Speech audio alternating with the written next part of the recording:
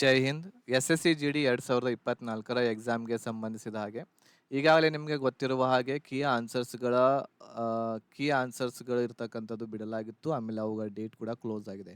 Key ಆನ್ಸರ್ಸ್ಗಳು ನೋಡೋದು date ಇರುವಂಥದ್ದು 3-4-2024ರಿಂದ 10-4-2024 key ಆನ್ಸರ್ಸ್ಗಳನ್ನ ನೋಡ್ಲಿಕ್ಕೆ ನಿಮ್ಗೆ ಅವಕಾಶ ಕೊಟ್ಟಿದ್ರು.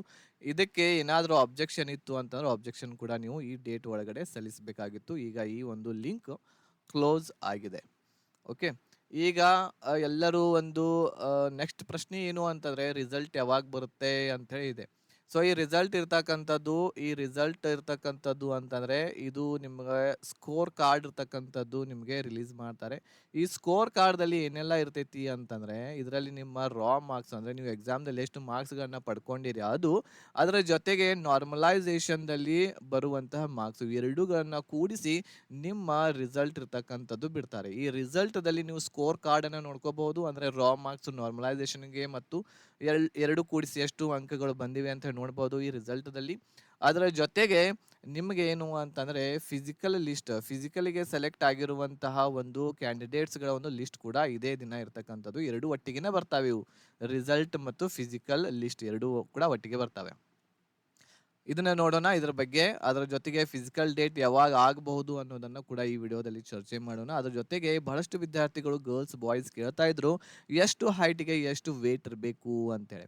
ಈಗಾಗಲೇ ನಿಮಗೆ ಗೊತ್ತಿರುವ ಹಾಗೆ 2022ರ ಒಂದು JD ನೇಮಕಾತಿಯಲ್ಲಿ ಹೈಟ್ಗೆ ತಕ್ಕಂಗೆ ವೇಟ್ ಇರಲಿಲ್ಲ ಅಂತಂದ್ರೆ ಬಹಳಷ್ಟು ಜನರಿಗೆ ಏನು ಮಾಡ್ಯಾರ ಅಂತಂದ್ರೆ ರಿಜೆಕ್ಟ್ ಇರ್ತಕ್ಕಂಥದ್ದು ಮಾಡಿದ್ದಾರೆ. ಸೊ ನೀವು ಕೂಡ ರಿಜೆಕ್ಟ್ ಆಗೋದು ಬೇಡ ಅಂತೇನೆ ಈ ಒಂದು ಚಾರ್ಟ್ ತಂದಿದ್ದೇನೆ ನಿಮಗೆ.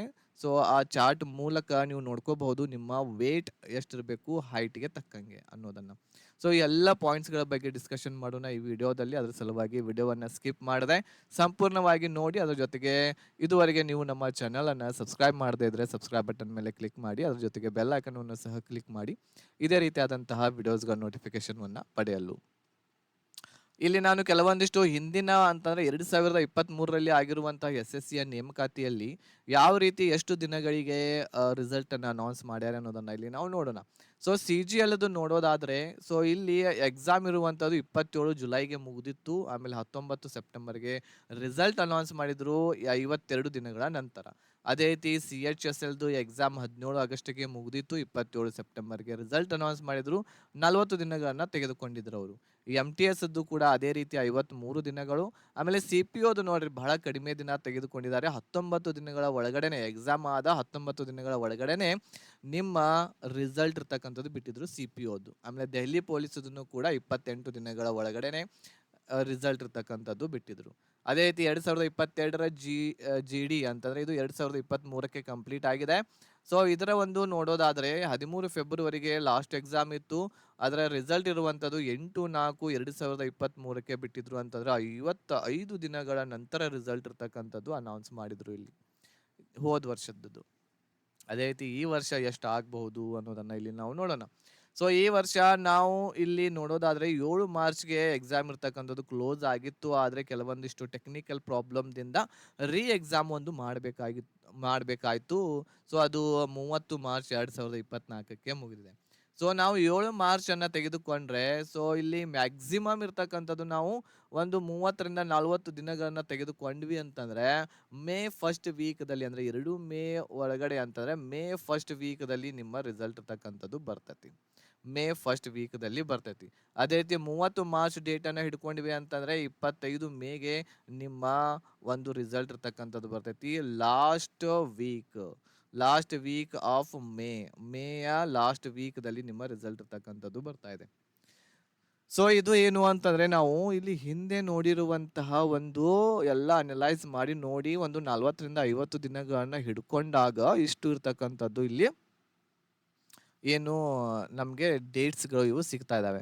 ಒಂದು ವೇಳೆ ಅವರು CPO ಮಾಡಿರುವಂತಹ ಒಂದೇನು 19 ದಿನಗಳ ಒಳಗಡೆನೆ ಇಲ್ಲಿ ನಮಗೆ ರಿಸಲ್ಟ್ ಕೊಟ್ಟಿದ್ರು ಅವರು, ಆ ರೀತಿ ಏನಾದರೂ ಮಾಡಿದರು ಅಂತಂದರೆ ನಿಮ್ಮ ಒಂದು SSC GDಯ ರಿಸಲ್ಟ್ ಇರ್ತಕ್ಕಂಥದ್ದು ಬರುವಂಥದ್ದು ಏಪ್ರಿಲ್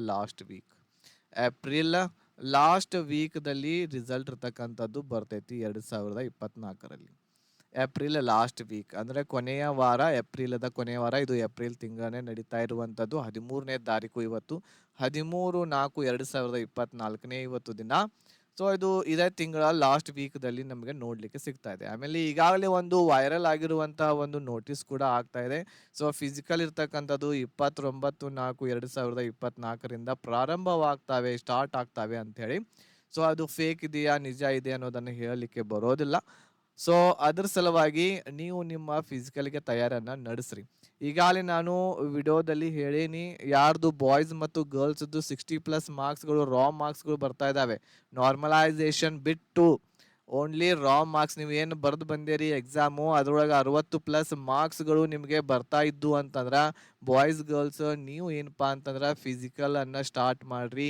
ನಿಮ್ಮ ಫಿಸಿಕಲ್ಗೆ ಒಂದು ಸ್ವಲ್ಪ ಫೋಕಸ್ ಕೊಡ್ರಿ. ಓಕೆ, ಸೊ ಇದು ಏನು ಅಂತಂದ್ರೆ ಈ ಡೇಟ್ಸ್ಗಳಿಗೆ ಬರಬಹುದು ನಿಮ್ಮ ಒಂದು ರಿಸಲ್ಟ್ ಇರ್ತಕ್ಕಂಥದ್ದು. ಈಗ ನೋಡ್ರಿ, 3 ನಮಗೆ ಸಂಭವನೀಯತೆ ಇರ್ತಕ್ಕಂಥದ್ದು ಇದಾವೆ.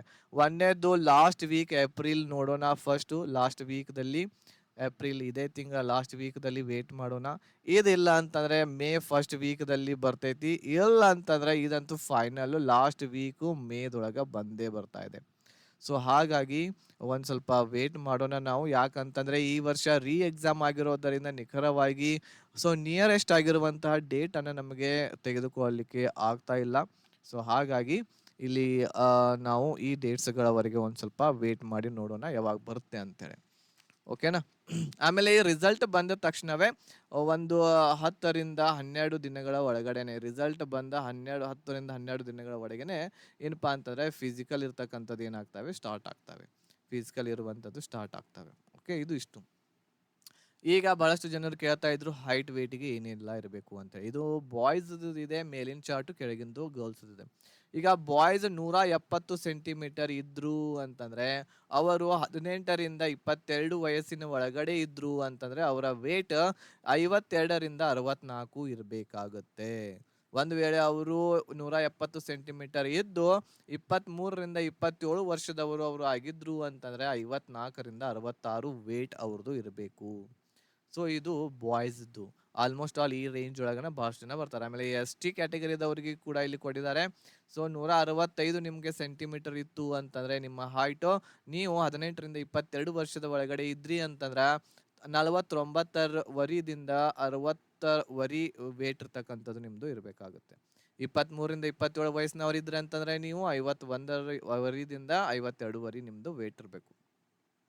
ಗರ್ಲ್ಸ್ ಬಹಳಷ್ಟು ಕೇಳ್ತಾ ಇದ್ರು, ಗರ್ಲ್ಸ್ ಬಹಳಷ್ಟು ಜನ ಹೋದ್ಸಲ ರಿಜೆಕ್ಟ್ ಆಗ್ಯಾರ ವೇಟ್ ಸಲುವಾಗಿ.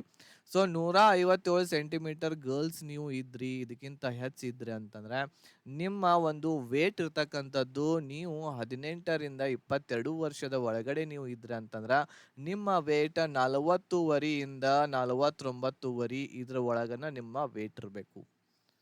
ಓಕೆ, ಅದೇ ರೀತಿ ನೀವು 23 ರಿಂದ 27 ವರ್ಷದವರು ಆಗಿದ್ರೆ ಅಂತಂದ್ರೆ 23 ರಿಂದ 27 ವರ್ಷದ ಒಳಗೆ ನೀವು ಇದ್ರೆ ಅಂತಂದ್ರೆ 157 ಸೆಂಟಿಮೀಟರ್ ನಿಮ್ದು ಹೈಟ್ ಇತ್ತು ಅಂತಂದ್ರೆ ನಿಮ್ಮ ವೇಟ್ 42 ರಿಂದ 51 ವೇಟ್ ಇರ್ತಕ್ಕಂಥದ್ದು ನಿಮ್ದು ಇರಬೇಕು. ಇದಕ್ಕಿಂತ ಹೆಚ್ಚಿರಬಾರ್ದು, ಆಮೇಲೆ 51ಕ್ಕಿಂತ ಹೆಚ್ಚಿರಬಾರ್ದು, 42ಕ್ಕಿಂತ ಕಡಿಮೆ ಇರಬಾರ್ದು. ಸೊ ಈ ಒಂದು ಚಾರ್ಟ್ ಅನ್ನ ಸ್ಕ್ರೀನ್ಶಾಟ್ ತೆಗೆದುಕೊಳ್ರಿ, ನೀವು ನೋಡ್ಕೋಬಹುದು ನಿಮ್ಮ ವೇಟ್ ಎಷ್ಟು ಇರಬೇಕು ನಿಮ್ಮ ಏಜ್ಗೆ ತಕ್ಕಂಗೆ, ನಿಮ್ಮ ಹೈಟ್ಗೆ ತಕ್ಕಂಗೆ. ಸೊ ಇದನ್ನು ಕ್ಯಾಲ್ಕುಲೇಟ್ ಮಾಡಿ ನಿಮ್ಮ ವೇಟ್ ಹೆಚ್ಚಿತ್ತು ಅಂತಂದ್ರೆ ರೆಡ್ಯೂಸ್ ಮಾಡಿರಿ, ಕಡಿಮೆ ಇತ್ತು ಅಂತಂದ್ರೆ ಹೆಚ್ಚು ಮಾಡಲಿಕ್ಕೆ ಪ್ರಯತ್ನ ಮಾಡಿರಿ, ಇನ್ನೂ ಟೈಮ್ ಇದೆ. ಓಕೆನಾ. ಸೊ ಯಾರೆಲ್ಲ 2024 ಆಗಸ್ಟ್ಗೆ ಎಕ್ಸಾಮ್ಗೆ ತಯಾರಿ ನಡೆಸುವಂಥ ಅಭ್ಯರ್ಥಿಗಳಿಗಾಗಿ ಅವರಿಗೆ SSC GD ಎಕ್ಸಾಮ್ಗೆ ಪ್ರಿಪ್ರೇಷನ್ಗಾಗಿ ಕ್ರಾಂತಿವೀರ ಬ್ಯಾಚ್ ಅವೈಲೇಬಲ್ ಇದೆ. ಕನ್ನಡ ಮಾಧ್ಯಮದಲ್ಲಿ ಇರುತ್ತೈತಿ ಇದು. ಈ ಸಂಪೂರ್ಣ ಬ್ಯಾಚ್ದಲ್ಲಿ ನಿಮಗೆ recorded classes, PDF notes, live ಕ್ಲಾಸಸ್ಗಳು ಸಿಗ್ತಾ ಇದ್ದಾವೆ.